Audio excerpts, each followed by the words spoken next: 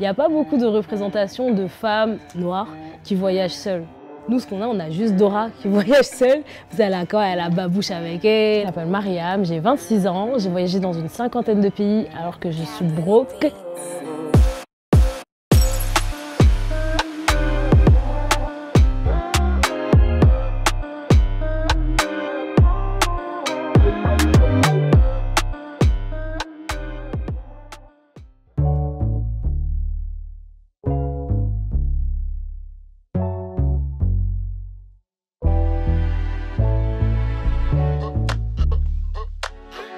Par contre, trop beau paysage. Mais ça fait 2 heures que je marche, oui. Je partageais en fait mes voyages sur mes réseaux sociaux, mais vraiment pour ma petite communauté, on était 200, 300, 400. Souvent on me demandait comment je faisais pour voyager, on me demandait comment tu trouves tes bons plans. Parce qu'en fait, comme ces personnes-là, elles étaient sur mes réseaux sociaux, elles voyaient ce que je faisais, elles voyaient aussi tout ce que je partageais dans ma vie quotidienne. Elles voyaient que j'étais fauchée, quand moi j'étais à Lidl, mais c'est cher là. Tu vois, genre j'étais à Tati, et les filles, il y a des glosses à 30 centimes, tu sais, c'est vraiment des trucs vraiment éclatés.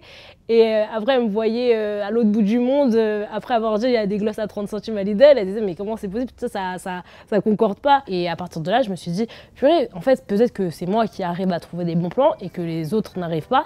Donc ce que je vais faire, c'est que je vais leur partager des bons plans, comme ça, elles aussi, elles pourront.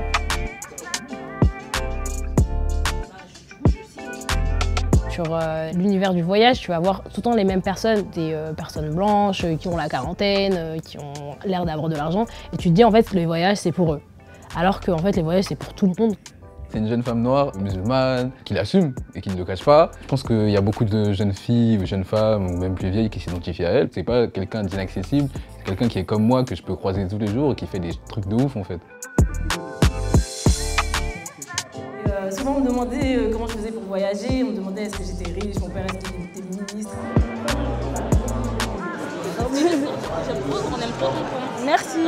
Ça fait plaisir, tu vois, de voir quelqu'un qui partage ce qu'il vit. En plus, surtout ça en Afrique et tout. Mais moi, ce que je fais, c'est vraiment, je filme la journée, mais c'est vraiment que le soir que je vais poster.